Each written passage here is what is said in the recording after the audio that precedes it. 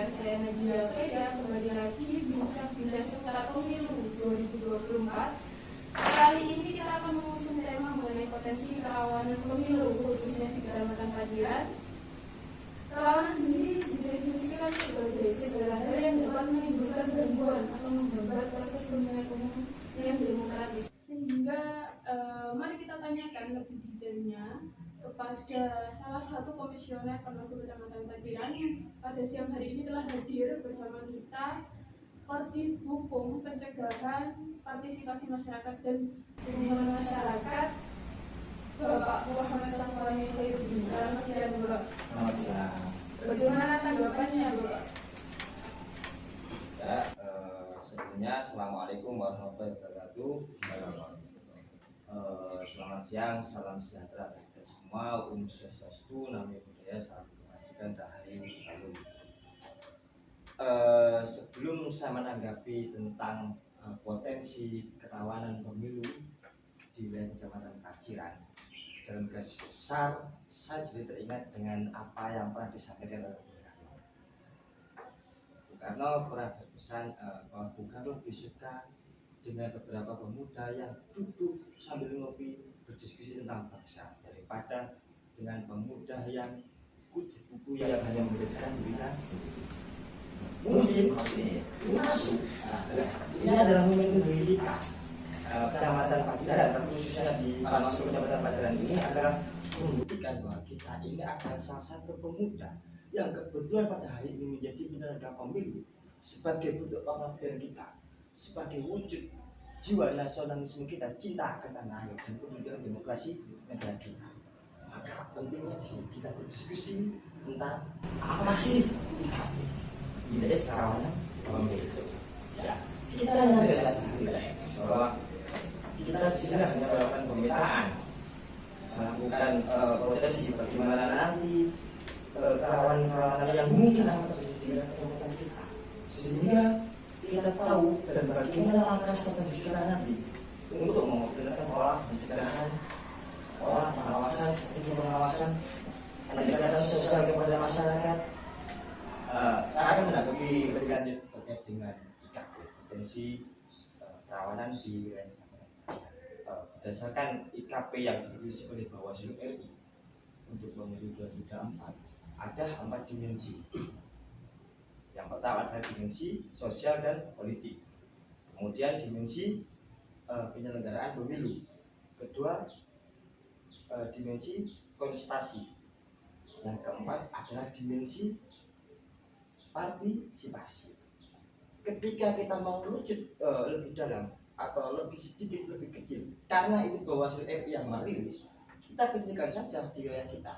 Tujuannya kita bukan untuk menakut-nakuti, tidak ada salahnya kita berdiskusi untuk mempertajam, memperasah pola insting pengawasan kita, mengoptimalkan strategi kita, melakukan pencegahan secara dini agar pada proses pemilu pada bulan Februari nanti tahun 2024 bisa berjalan dengan lancar dan sukses sesuai dengan harapan kita bersama. Oke? Nah, dari 4 dimensi ini saya kira di Kecamatan Paciran itu masuk pada dimensi penyelenggaraan pemilu, di mana di subdimensinya salah satunya ada terkait dengan hak pilih.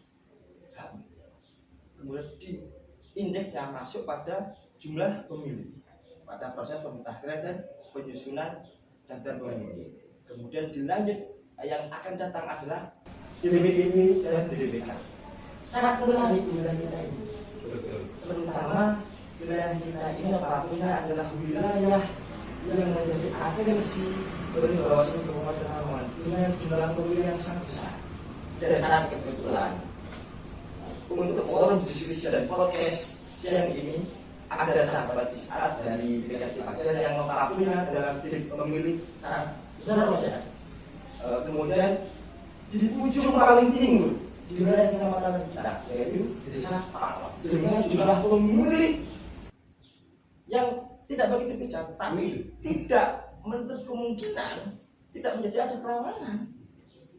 Kita lihat nanti pendapat dari Yunus Stoya ini pasti statik nanti. Untuk pemantik singkat, Saya kira cukup dari saya, bisa dilanjut. Oke. Seperti yang disampaikan oleh Bapak Sapuani, pada sore ini telah hadir sahabat-sahabat PKD dan pelajaran dan juga PALOK yang mana notabene berbeda pemilihnya, begitu Bapak Sapuani. Jadi kira-kira perbedaan antara keduanya mengenai kerawanan dalam tahapan yang sudah dilalui, yaitu penyusunan daftar pemilih. Kira-kira bagaimana sahabat-sahabat PKD itu menanggapinya? Ya, ini sebelum ini dilanjut diskusinya ya, aku punya dulu ini Mbak. Oke. Jadi kan Ada kita lebih ini kan berdiskusi untuk bangsa dan negara. Masa tidak ada kopi yang untuk menemani kita ya? Cocok. Sepakat ya? Sepakat. Selamat dulu Mbak. Konsepnya warkop tapi nggak ada kopinya. Nah kan iya. Oke, saya tanya, mau pesan kopi apa sahabat? Saya tetap kopi khas Paciran dong Oke, ya. siap. Pokoknya pahit. Saya bacakan dulu.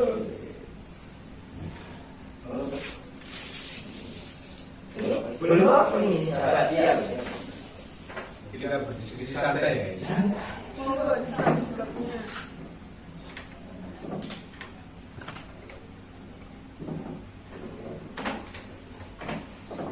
Ya, ini terkait apa yang terjadi di kecamatan kita ya, kecamatan Paciran, wabil khusus di desa Paciran yang notabene tadi disebutkan bahwasanya mempunyai DPT terbesar kedua sejumlah 12.840 pemilih yang telah teridentifikasi sampai hari ini.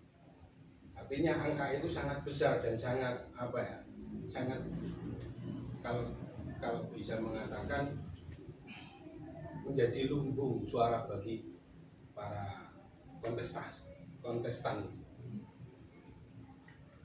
Lalu kalau kita mengaca pada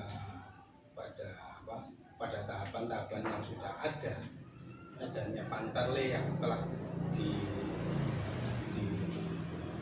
dibuat oleh KPU, itu kalau saya melihat begini Mas, jadi beberapa kali itu saya mendapati adanya rumah-rumah yang belum dicoklit. Bahkan waktu itu ada salah seorang warga yang bertanya kepada kami selaku pengawas, kok rumah saya, tetangga saya kok belum dicoklit? Wah, gimana ini? Oke. Nanti kita sampaikan kepada PPS. Alhamdulillah langsung pada hari itu juga langsung didatangi oleh PPS. Hal yang seperti itu saya rasa juga masih ada, hanya saja mungkin mereka belum tahu. Jadi masih ada kemungkinan di sana masih ada, dan itu juga akan berdampak pada DPTB. Artinya DPTB itu artinya juga masih diperlukan, dan sangat diperlukan itu ya. Menyambung apa yang disampaikan oleh sahabat Isat. Jadi Ini saya sebentar sahabat. Kok kayaknya nih sahabat kita ini kok kurang relax kalau nggak ngerokok ini. Jadi kita diskusi sambil merokok dan diskusi dengan poin yang penting untuk kemajuan bangsa kita. Oke, kita harus relax. kita tarik ke belakang dulu. Oke. Jadi sesuai edaran Bawaslu nomor 1 tahun 2023 Mas, tentang pencegahan dugaan pelanggaran dan pengawasan tahapan pemutakhiran data dan penyusunan daftar pemilih pada dalam pemilu tahun 2024 nanti. Situ kan tertulis dengan jelas bahwa situ Bawaslu melakukan analisa dan identifikasi bahwa dari setiap tahapan itu mengandung kerawanan, dan di antaranya yang disebutkan di situ adalah pemutakhiran data dan penyusunan daftar pemilih. Apa saja yang menjadi kerawanan dalam pemutakhiran data itu? Yang pertama, seperti yang disampaikan Bu Sujat, bahwa salah satunya adalah tidak tercoretnya pemilih yang tidak memenuhi syarat. TMS. Artinya ada kasus-kasus di mana TMS tapi masih ada dalam daftar pemilih. Itu yang pertama. Yang kedua, ada pemilih yang harusnya MS memenuhi syarat tidak dimasukkan dalam daftar pemilih juga dan lain-lain. Itu artinya ini pembahasan yang kenapa menjadi rawan. Maka kami selaku pengawas di situ ketika tahapan-tahapan awal itu kita melakukan waskat, pengawasan melekat terhadap kegiatan-kegiatan Pantarlih yang masuk dalam rumah-rumah. Itu kemudian kita melakukan beberapa hal di mana Pantarlih ini jangan sampai tidak melakukan coklit door to door. Kenapa? Karena disinyalir ada coklit melalui media sosial tanpa didatangi ke rumah-rumah. Selesai di meja Melalui WhatsApp dan lain-lain. Ini rawan juga. Karena apa? Karena ini menyalahi aturan dan perundang-undangan. Seperti itu. Mungkin bisa ditambah.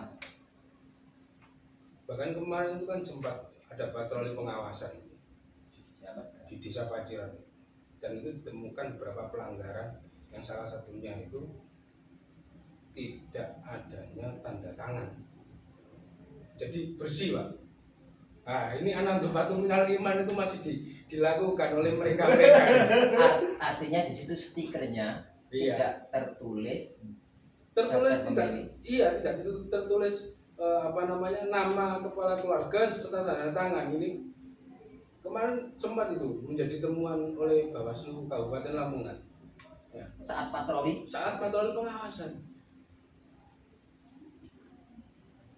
Dan kita sebagai pengawas ini kan ya memang tugasnya pengawas ini kan ya mengawasi agar bagaimana jalannya pemilu bisa lancar gitu.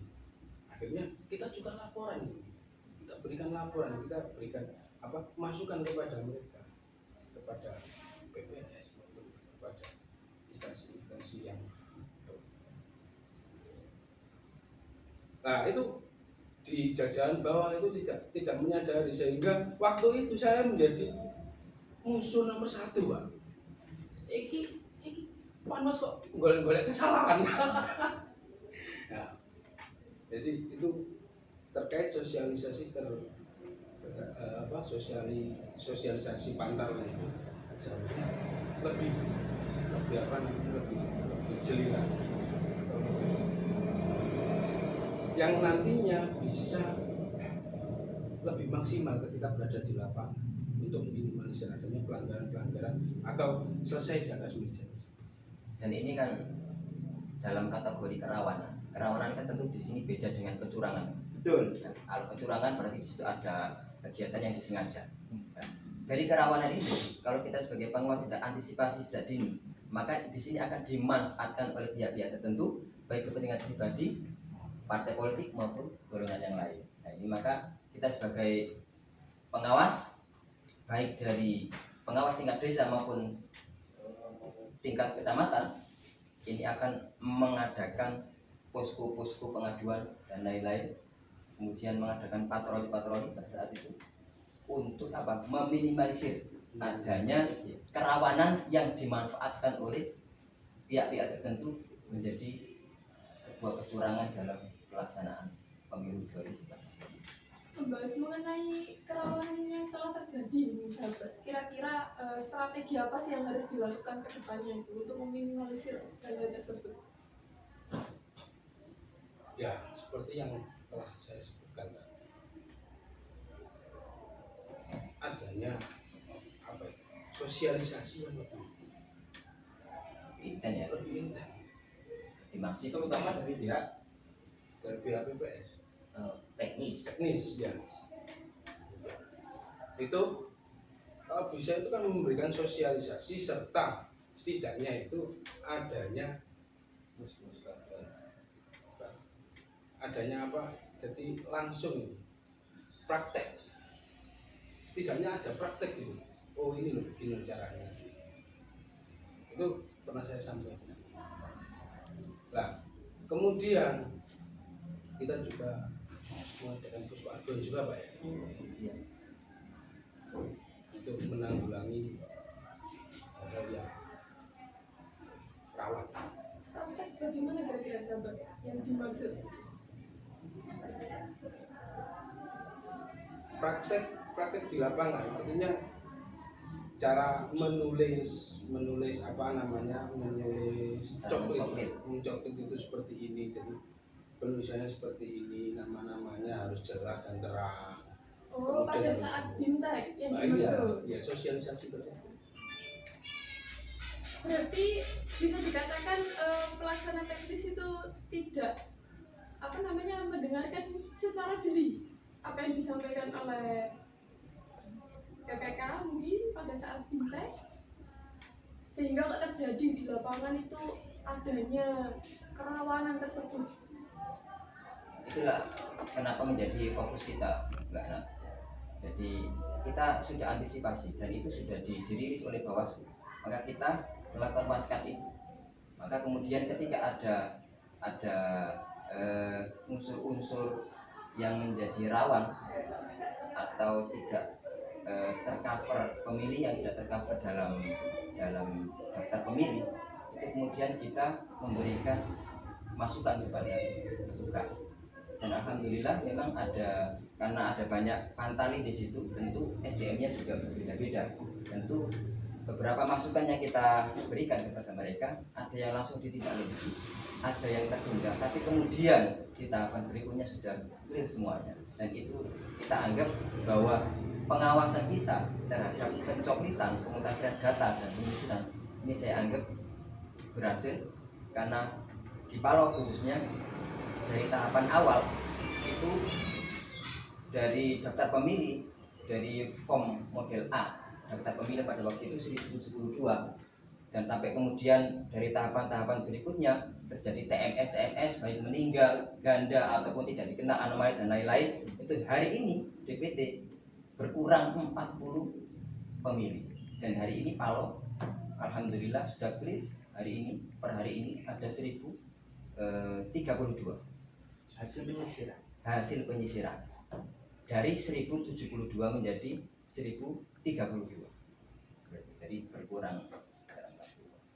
Menyambung dari apa yang disampaikan oleh narasumber, tentu menjadi hal yang menarik bagi kami di jajaran Panwaslu Kecamatan Paciran.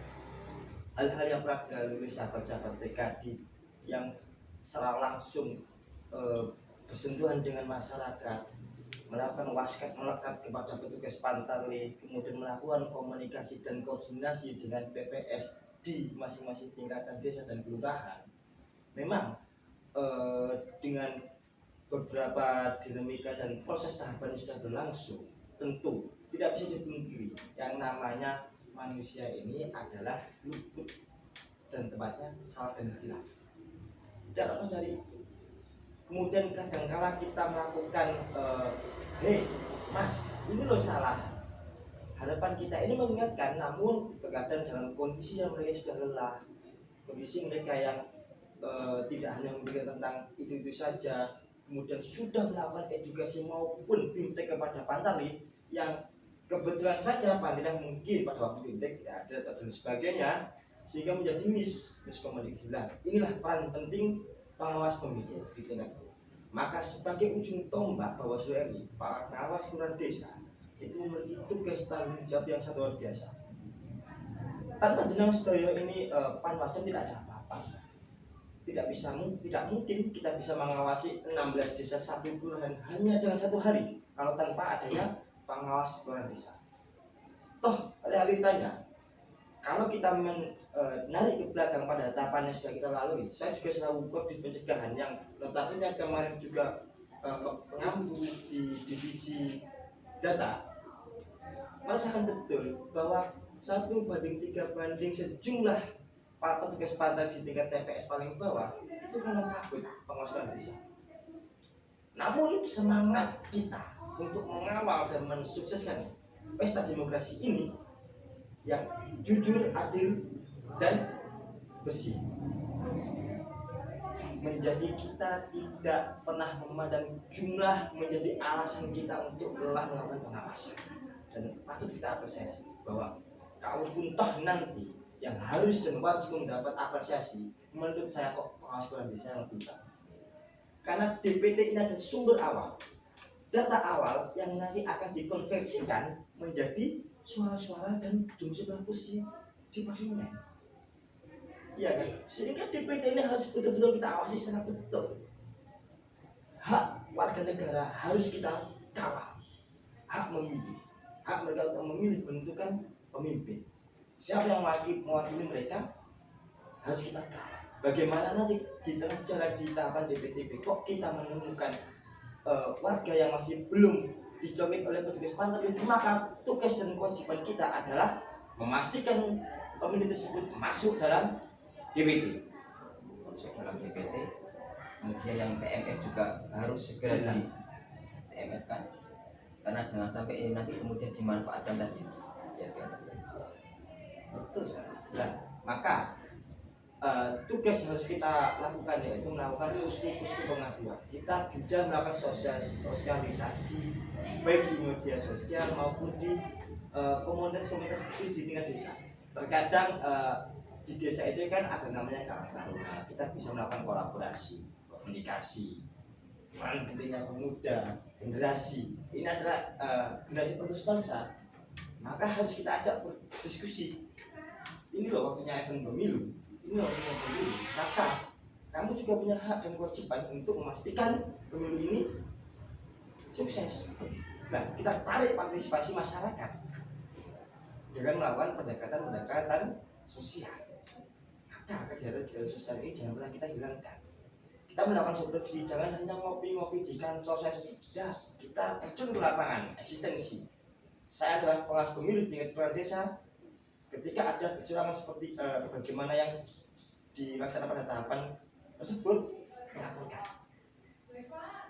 Apakah Anda nanti berefek? Tidak, karena rata-rata masyarakat, apalagi di wilayah kecamatan kita ini yang notabene adalah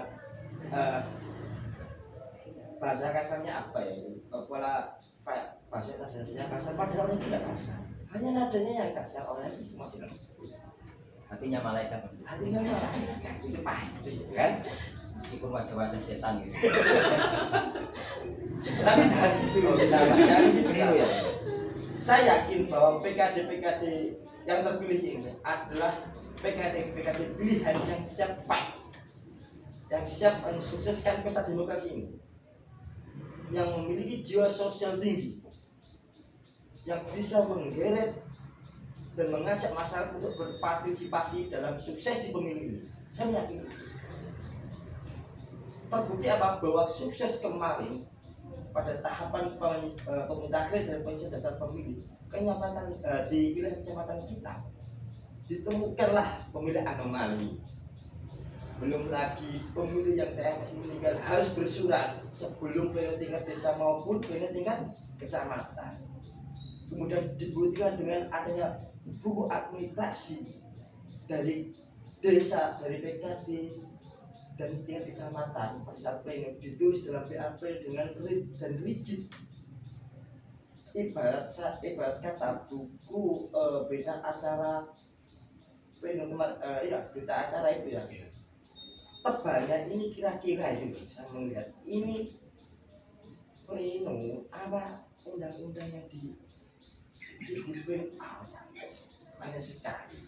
Saya digoda teman-teman saya kayak gitu. Itu apa itu mas? Kayak gitu, bukan. Kita melakukan tugas dan wewenang kita sebagaimana yang diatur pada undang-undang.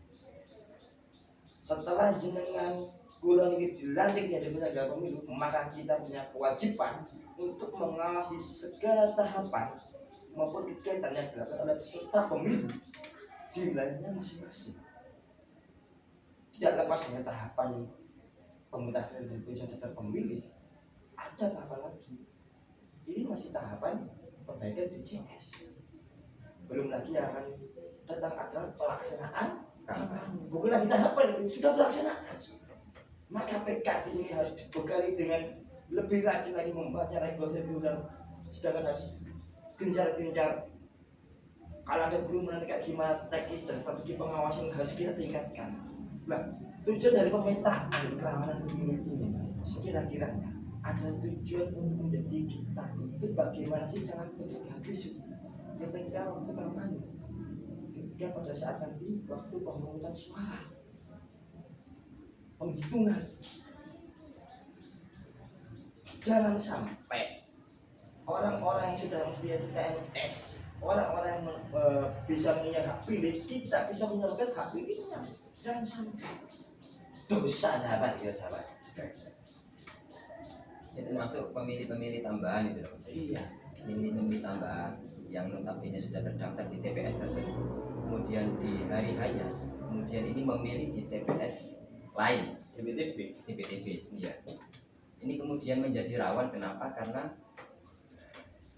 ada juga DPTB atau pemilih tambahan di desa-desa tertentu ini jumlahnya sangat banyak, dan ini akan menjadi masalah ketika jumlah surat suara yang notabene 2% dari jumlah DPT ini ketika kurang, ada kurangnya, ini kan kemudian bisa terjadi tidak mendapatkan surat suara. Ini harus kita antisipasi dan ini harus kita susun, dan kita harus merapat ke PPS maupun ke PPK bahwa untuk memasukkan daftar pemilih ini kan juga ada aturannya yang sudah diatur dalam PKPU itu, di PKPU nomor 11 tahun 2018 itu Mas.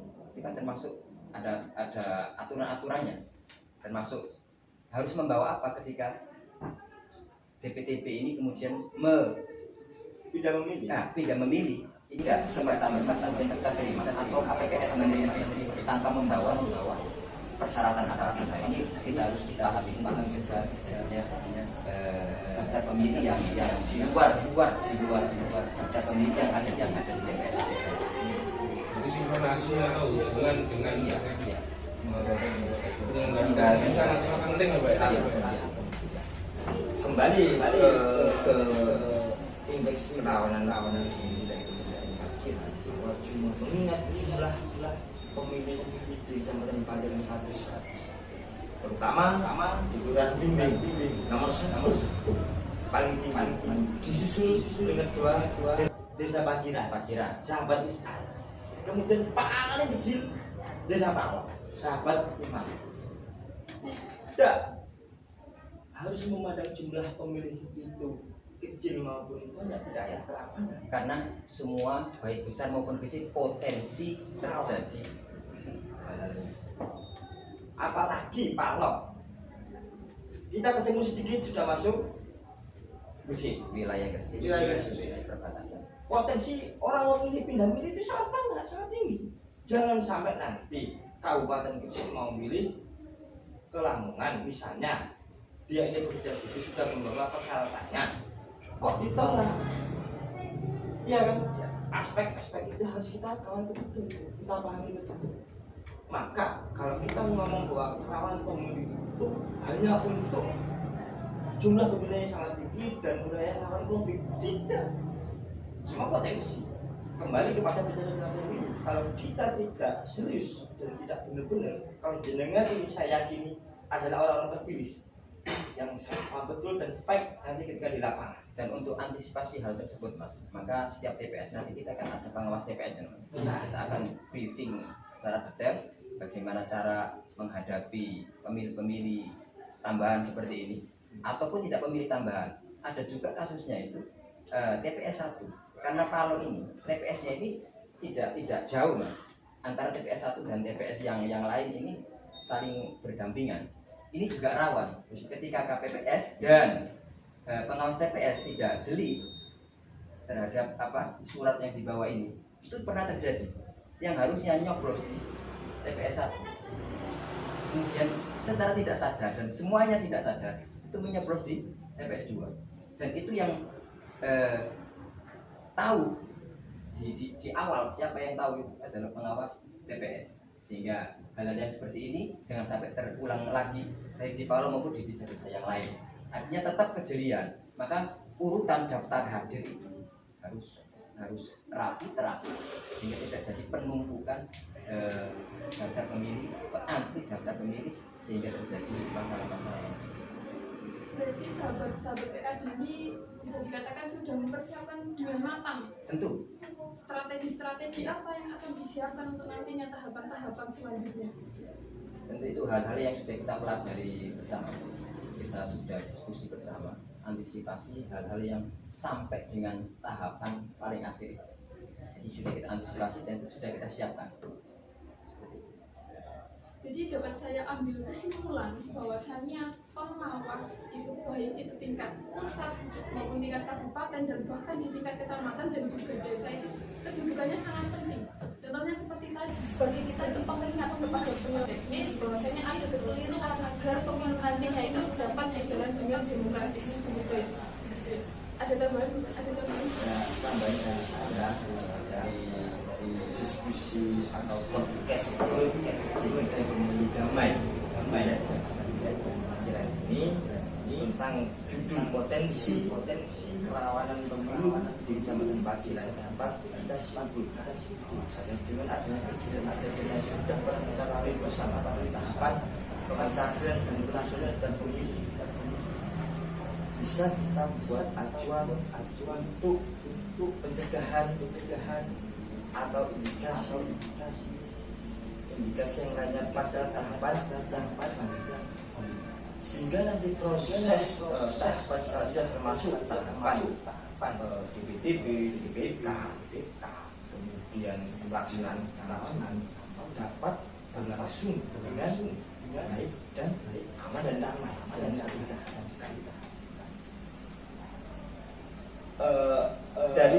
Dari potensi kerawanan yang kita bahas ada siang hari ini tentu ini menjadi bahasanya itu sebagai instrumen agar nanti kedepannya kita ini bisa menyiapkan langkah-langkah taktis pengawasan bagaimana kita pakai metode bagaimana kita meningkatkan pola komunikasi yang seperti apa kita mengoptimalkan pola pencegahan seperti apa. Karena PKD nanti dan Panwascam itu bukan hanya mengawasi penyelenggara teknis, peserta pemilu pun kita awasi. Tentu yang alhamdulillah pada saat sampai hari ini pengawas kelurahan desa tidak mengeluh tentang jumlahnya 1:3. Karena saya meyakini bahwa pengawas kelurahan desa ini sangat berkompeten dan sangat berkompeten dalam bidangnya dan kepemiluan. Demikian itu tambahan dari saya. Tetap semangat dan kita kawal demokrasi bersama untuk suksesi pemilu tahun 2024. Yang penting ada kopi pahit, pengawasan berjalan. Kita diskusi tentang bangsa. Oke, bersama rakyat awasi pemilu, bersama Bawaslu tegakkan keadilan pemilu. Kita bisa lebih baik. Saya Nadia Fairia pamit undur diri dan wassalamualaikum warahmatullahi wabarakatuh. Waalaikumsalam warahmatullahi wabarakatuh.